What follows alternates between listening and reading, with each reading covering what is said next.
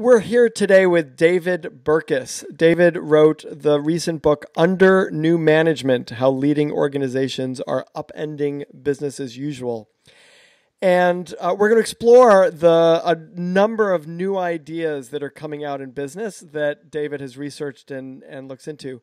David, welcome to the Bregman Leadership Podcast. Oh, thank you so much for having me. Let's start with the beginning, actually. I mean, you make this sort of simple and convincing case for why we need to be open to changing the traditional management systems. Can you share that case? Yeah. Let's start so in the beginning, literally in the beginning, if we think about management, we forget that it was an invention. We forget that while ideas around leadership, et cetera, have been around for a long time, the actual sort of scientific approach towards management only started really about 100 years ago. And it started, at least in the United States, as far as we know, the real founder of management science was a guy named Frederick Taylor. And Taylor was actually a really interesting guy with kind of a weird past. He got accepted into Harvard, but decided not to go and ended up being a foreman at a factory while he did night school. And one of the things he really brought to that factory mentality was the need. At the time, factories were groups of sort of individual workmen who had gone through the apprentice guild system that we all and everybody had their own way of doing things.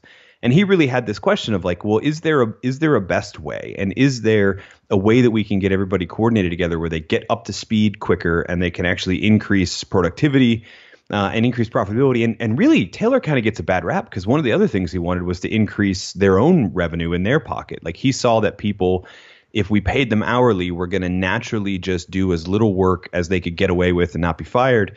So he instituted a piece rate system where the people who really put in the effort could actually make more money. So he saw this as a blessing to those people. The downside of a lot of Taylor's ideas was that he also thought that these people shouldn't be responsible for thinking. That we had two classes of people now, labor and management. And management's job was to think, was to time out the motions, was to figure out exactly what actions everybody should do and then assemble them in a system that allowed for maximum productivity. And all labor had to do was shut their mind off and use their body. And if that sounds outdated, it's because it is. We took a lot of Taylor's ideas and we drug them with us from the factory to the office. And no surprise, we found they're not necessarily working. So where I really pick up in Under New Management is with let's talk about what's working now. The nature of our work has changed. Most of us don't work in factories anymore. And even if they did, they're so complicated and interdependent, I don't think Taylor would even recognize them. So the foundation, the bedrock that most management theory was written on is written for an era that most of us aren't working in, which means we kind of need to start from the beginning again and rewrite.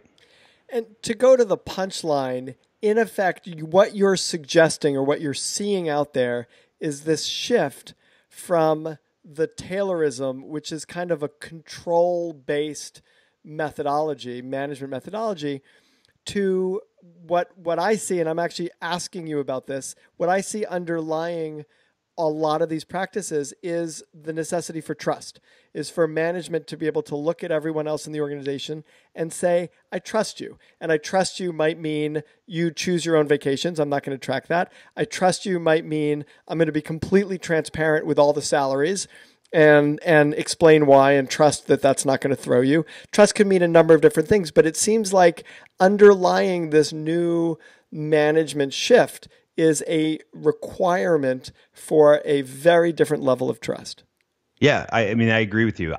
It's interesting. We for a long time talked about trust and as this wonderful, nice thing to have. And, we have trust falls that are parodied throughout all sorts of fun movies and TV shows about workplace life. Where I come in is I think in 2016, trust is really our only option. The nature of work has changed so much. It used to be that Taylor with his stopwatch and his ledger and his pencil could observe people working and figure out the best way for them to do the work. But now so much of the work that we're asking people to do is so creative and so knowledge based that the frontline worker really is the person who knows how to do the job the best. And so management turns to having no other choice but to trust them, having no other choice but to say, you know how to do your job best, and my job is to get you what you need in order to do that work.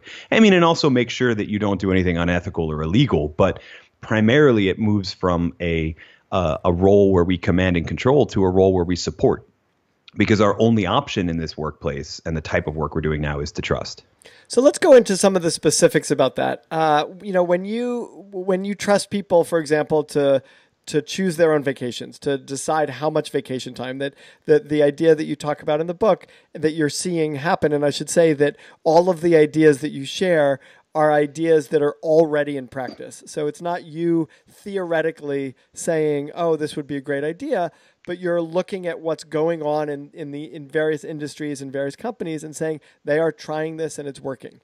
And so let's just jump on one of them, which is not ordaining specific levels of vacation or vacation time, but saying you take time when you need it, and we don't tell you exactly when you have to work. We don't tell you exactly when you take off. You just have to get the work done that you need to get done. Yeah, and that's, I mean, some people call that unlimited vacation. I think the better term for it is a no vacation policy, right? So our policy is we don't have a policy. And the reason for that, I mean, it starts with that trust piece again. We're in a system now where the needs of the workplace, the needs of the workers demand that we're not really tracking. Did you get in at 8 or 9? Did you stay till 5? Did you only take an hour for lunch? And really, I mean, the reality is a lot of times people mix work and vacation together. A lot of modern workers now still know that they're going to be working on some projects, even if they're traveling with their family or what have you. And so it really stemmed from this idea that if we're not tracking that stuff, why are we still nickel and diming tracking the perfect vacation policy? And really, I mean, the vacation policy, if you think about it, is something that came from that factory mentality, that factory world. If you're trying to keep a factory running 24/7, then you've got 2 to 3 shifts, and you need all of those shifts staffed, which means you have to hire X number of workers, and you got to make sure that people don't take their vacations at the same time, so that or too much of it, so that you can keep the factory running on as minimal staff as possible. We don't work in that environment anymore. Although some would argue that we do, right? That when I look at organizations, I certainly within my organization and others, you still need to know who's going to be out when, because if everybody's out at the same time, I mean, the obvious example is if you're in accounting, everybody can't take off, the 2 weeks at the year end or 2 weeks on April, last week of April. But more broadly than that, in general, we still need coverage. We still need to coordinate, don't we? Yeah, and well, it's interesting you use the word coordinate, and that's exactly what I found. One of the ways that I was researching this book was I demanded that every idea and every policy had to work not just in Silicon Valley, but had to work in like more real jobs. And I found a hospital in Windsor, Ontario, actually, where the entire nurses system runs on unlimited vacation. And what's interesting is they had to coordinate and collaborate better as a team to figure out when people would be there. And the mentality that shift there was just amazing. It literally shifted from people going, oh, well, this is our pinch, or our crunch time of the year, or what have you, and so decided to take vacation, to, it wasn't that people were harming you by taking vacation anymore. It was everybody gets a turn, and we've got to figure out how to parcel this out right. And it really was a now kind of a team effort, so that vacation was seen as something nobody had angst for you anymore for disappearing on, because it was all collaborated together. That's really that key, is that trust and collaboration. Did you find resentments grow with some people looking at others who take more vacation and thinking, they're getting away with it, or they're not treating this policy with the kind of respect that I am? And did it create any of those kinds of tensions? A lot of the pushback that you get is that, and the idea that people just aren't going to take a lot of vacation, and a lot of that is hypothetical. What you find is that the average number of days of vacation that people take is around the same, but the bell curve kind of widens. So some people take more, some people take less. But most of the time, you're implementing this in a culture where there really is an understanding and appreciation that everybody's in different stances in their life. I have 2 really young kids; they're 4 and 2, and so the flexibility that I need and the kind of time off that I need is going to be very different than when they're both in college, and I can give more of that time, or when I didn't have any children, right? So different stages of people's lives and different work meet those different demands. And I think overall, there's an appreciation that this new system allows that to happen, instead of trying to create, most vacation policies are well-meaning, but they're trying to create something that works for everybody. And we have so many different type of people in the workforce now, and so many different roles that they play outside of their job, that you really can't create a one-size-fits-all policy anymore. And so you have a one-size-fits-one, and it's a different policy for every person. So I know a leader in an organization who looks at this and says, great idea and actually instituted it in effect. It's a slightly different situation. What he instituted was flex time in his company. And he basically said, as long as you're doing your work, I don't care whether you're here. But then he needed someone, and he looked up and he says, where's Jane? And Jane's working from home. And he gets frustrated and he goes, I need to talk to her. I need to have it. Well, you could call her. Well, I need to have a meeting with her. And I guess my question is, how do we manage this transition? How do we help people who are really used to who like the idea and are really used to seeing people around and connecting with people in that particular way. So they like the idea, but they struggle with the execution. They're in effect having to learn to work differently and learn to trust. And in many cases, they're the leaders of the organization.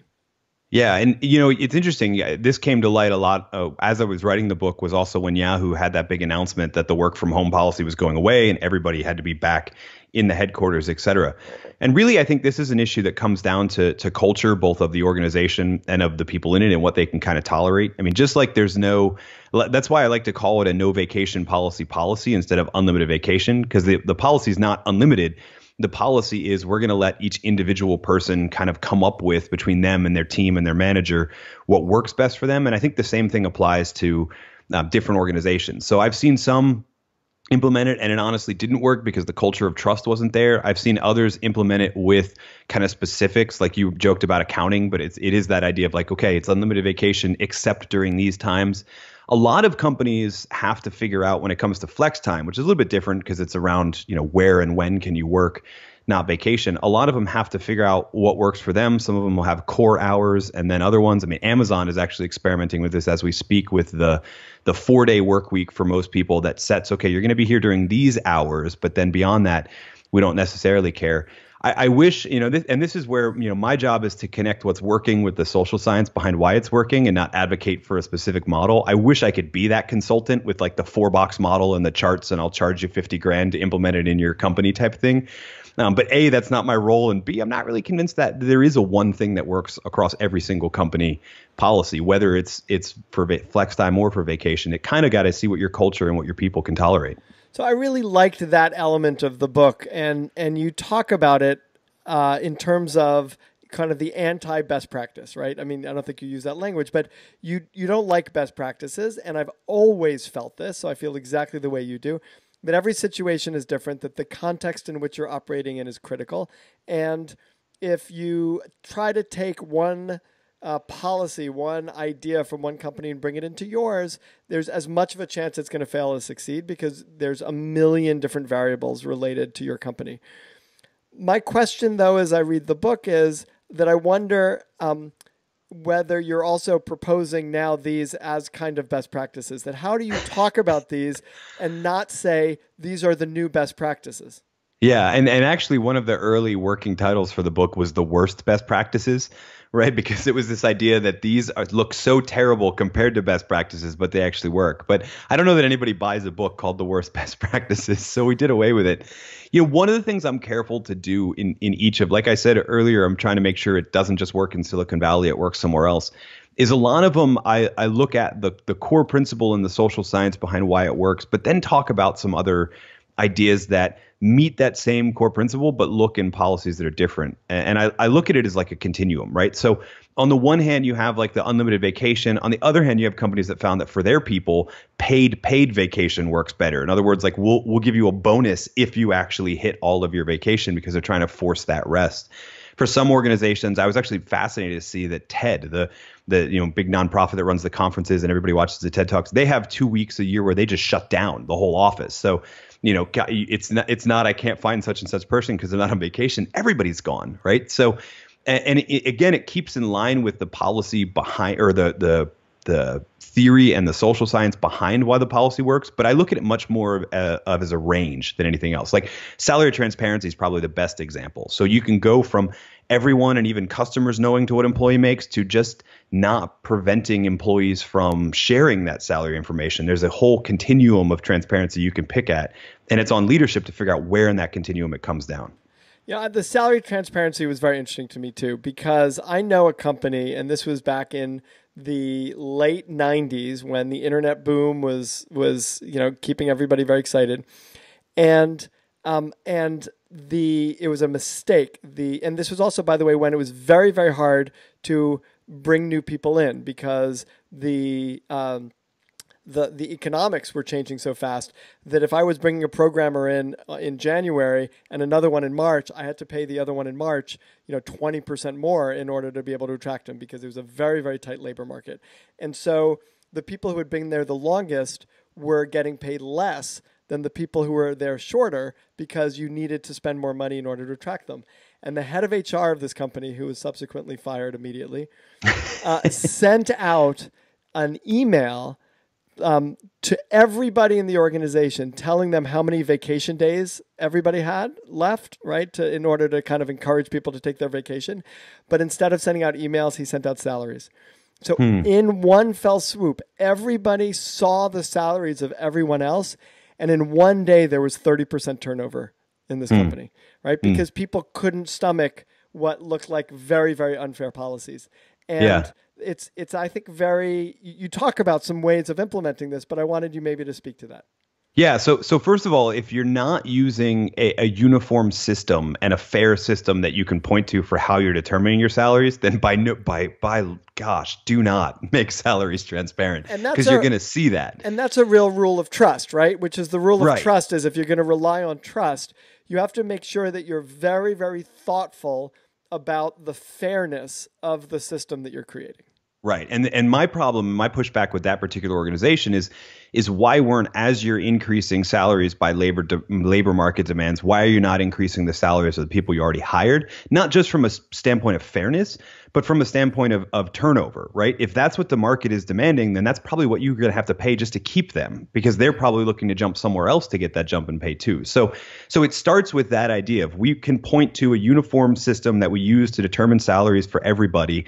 And a lot of companies, the level of transparency is just saying, here's how we calculate it. We're not going to tell you what everyone makes. I guess you could plug it in if you can figure out all the variables, but we're able to say, here's how we decide. And so now we can show, look, we can have a conversation about whether or not this is fair, but this is the uniform standard we're applying to everybody so that you know it is fair and you can trust us that we have your best interests in mind. What feels very important about that and important to mention is that if you are going to go to a system like this, which is transparent, or even as an individual, if you're choosing to be transparent, it requires, and I think this is an upside of that, it requires that you pause and think through, am I being fair? Am I being legitimate? Am I doing things that I'm, completely fine with everybody seeing and understanding?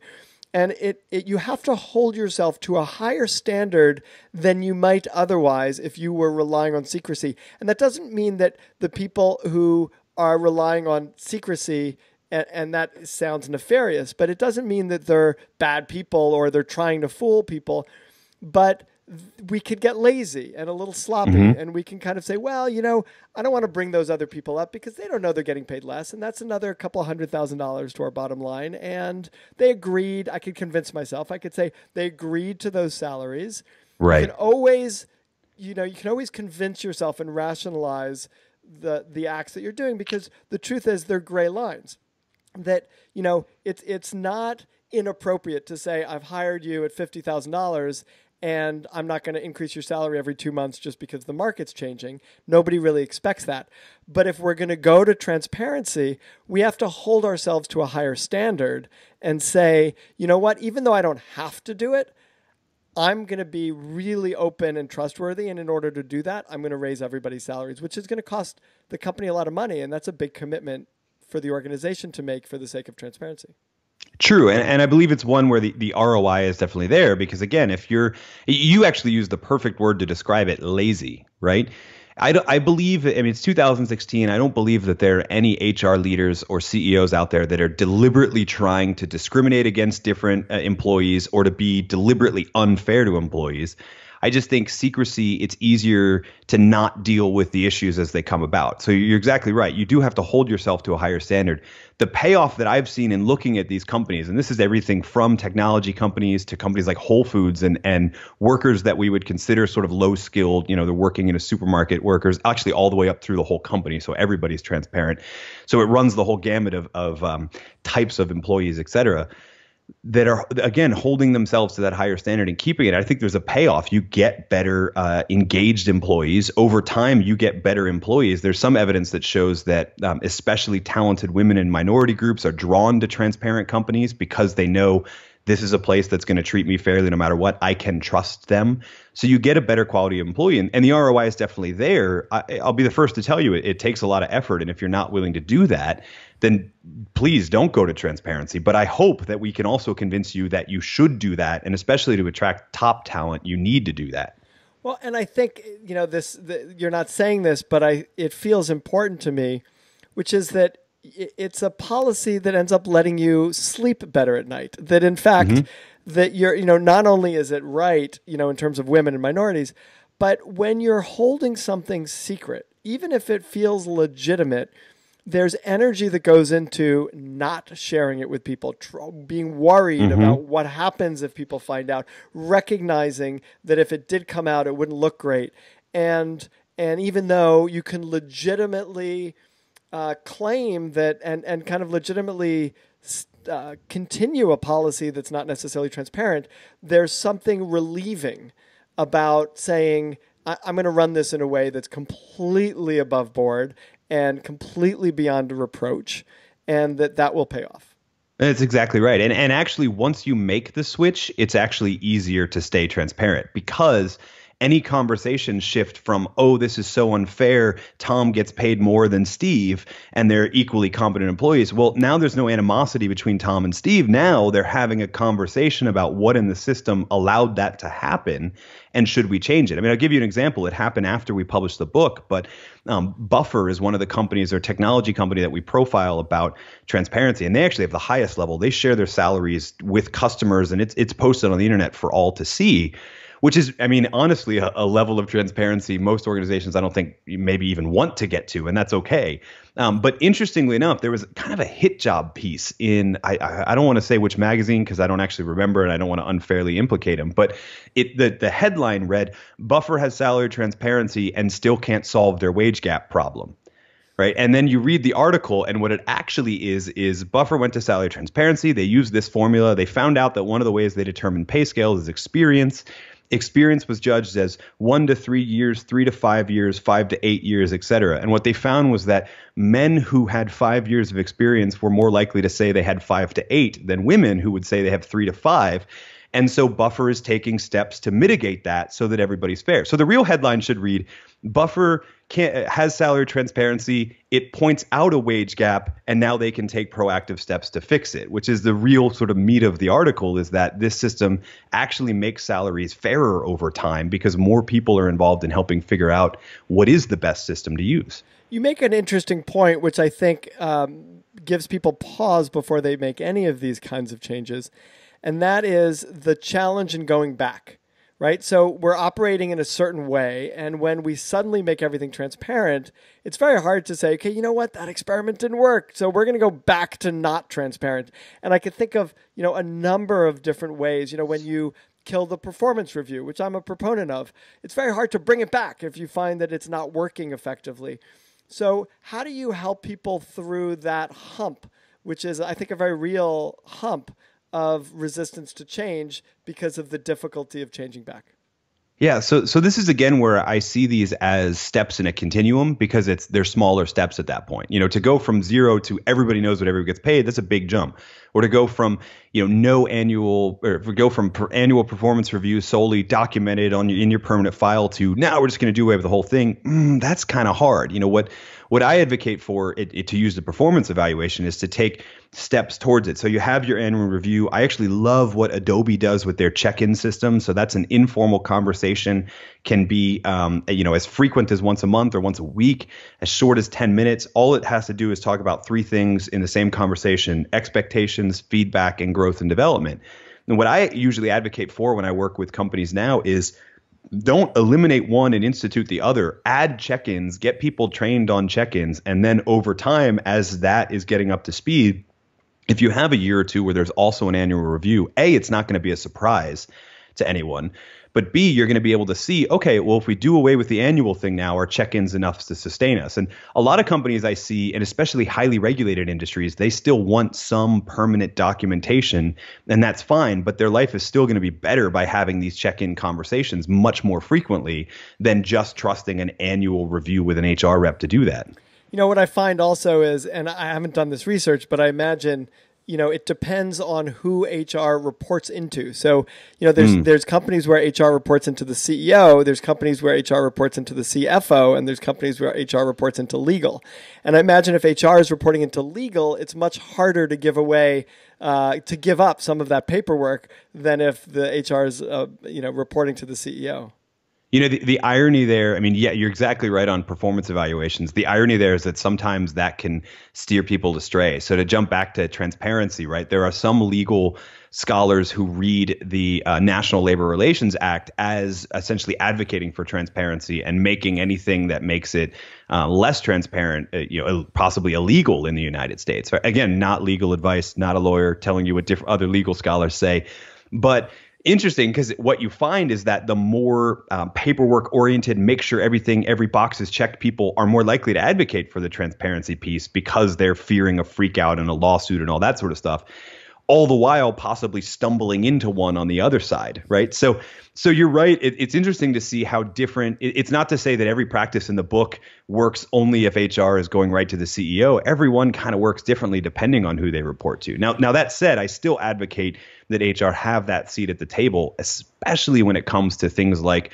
performance reviews, because those feed into succession planning and that feeds into the next generation of leadership. To what extent do you think you can do some of these things unilaterally? I'm thinking about the story you tell, Daimler's vacation policy, email policy, which I really loved, which is if you're on vacation, every email that gets sent to you gets deleted. And you just have an email responder saying, if you've emailed this person, it's not going to get to them. If you want them, you got to email them again when they come back on vacation. That might be something that the organization doesn't institute, but you think as an individual, I would love to do that. I would love to come back after vacation and not look at 500 emails in my email account. Have you seen instances where individuals could effectively, diplomatically do some of these things without the organization making it a policy? Yeah, so it really varies on the company and on the particular practice. Email is actually one where I think you really can. You might not be able to do the Daimler system where it's all automatic, but you really could have. The best term to describe it is as a middle manager or frontline manager. You can create a pocket of excellence where you're starting to play around with these ideas. Email is a great example because what I actually think is the best place to start on email is just having a conversation about what are the ways it helps, what are the ways it hurts. Let's eliminate the ways that it's hurting. And if that's vacation, awesome. I suspect for most people, if you really had to weigh between the Daimler unlimited vacation policy and the Volkswagen and other companies are doing this now too, of we're going to shut off the email servers at night so we're not bugging you. I think most people would actually take that. I'll deal with the influx of emails when I get back from vacation, but what I want is a night with my family and loved ones, friends, etc. So that, but again, it depends on the company and the manager. But I do think some of these are, especially the ones that have nothing to do with legal circumstances, it's possible to start it in your little pocket of excellence, and hopefully it grows from there. I'm just sort of smiling because I'm thinking, like at a certain point, if you create a new email policy for your pocket or yourself that says, don't email me when I'm not here, and then you jump into the unlimited vacation policy, so you're on vacation.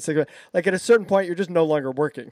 But I think what you're saying, which is really important and a lesson, which is that people are trustworthy.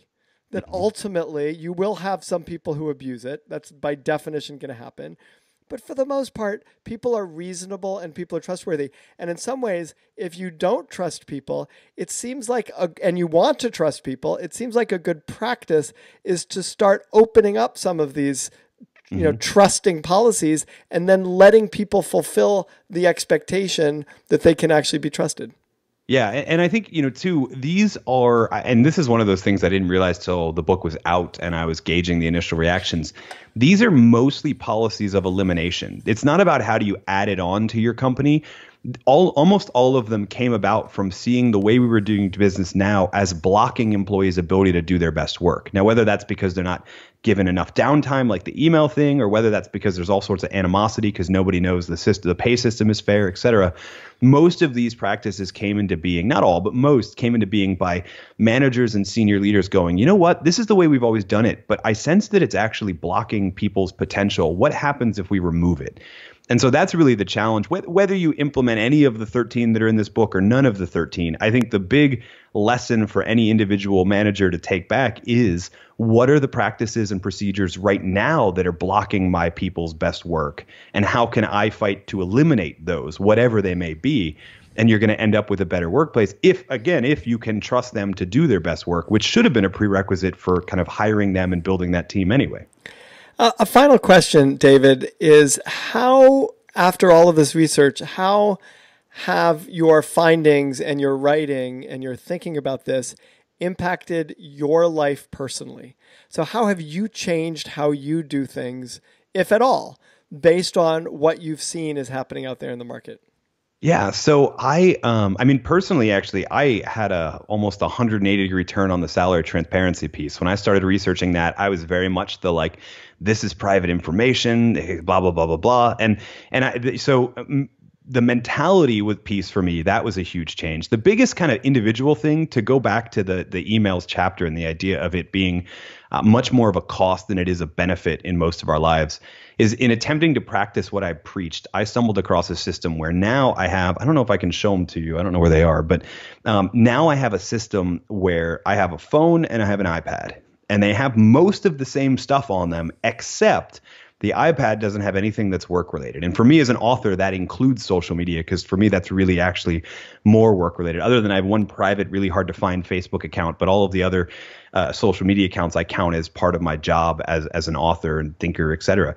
And when I get home, or if I'm working from home, when I go upstairs to where kind of our home life is, I switch devices. So it's my way of doing the no email on evenings and weekends thing, is I literally have the device. It's actually all the way in our bathroom, which is on the other side of the house, so that if I wanted to check my email, like I still can, and I can hear it if it rings and it's an emergency.